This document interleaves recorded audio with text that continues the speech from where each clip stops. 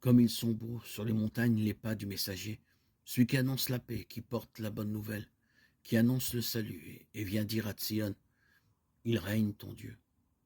Écoutez la voix des guetteurs. Ils élèvent la voix, tous ensemble ils crient de joie, car de leurs propres yeux ils voient le Seigneur qui revient à Sion. Éclatez en cris de joie, vous, ruines de Jérusalem, car le Seigneur console son peuple. Il rachète Jérusalem. Le Seigneur a montré la sainteté de son bras aux yeux de toutes les nations. Tous les lointains de la terre ont vu le salut de notre Dieu. Isaïe 52, 7, 10. À la vue de l'étoile, les mages se dirent entre eux, voici le signe du grand roi. Allons à sa recherche.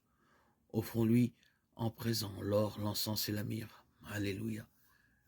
Lumière née de la lumière. Illumine ce jour. Christ manifeste.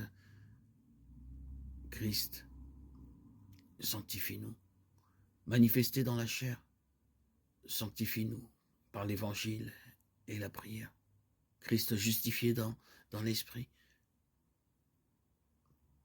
délivre-nous de toute erreur.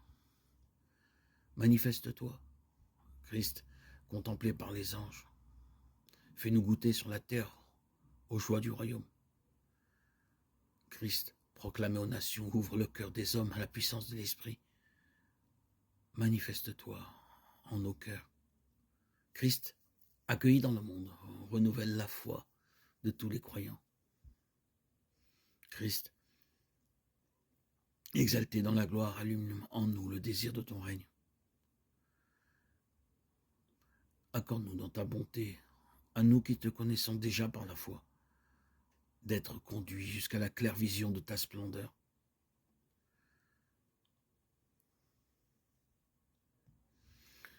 Si les mages ont pu voir l'étoile pour la suivre, c'est sans doute parce qu'ils cheminaient dans la nuit. La voûte étoilée est invisible en plein jour. Mais on sait aussi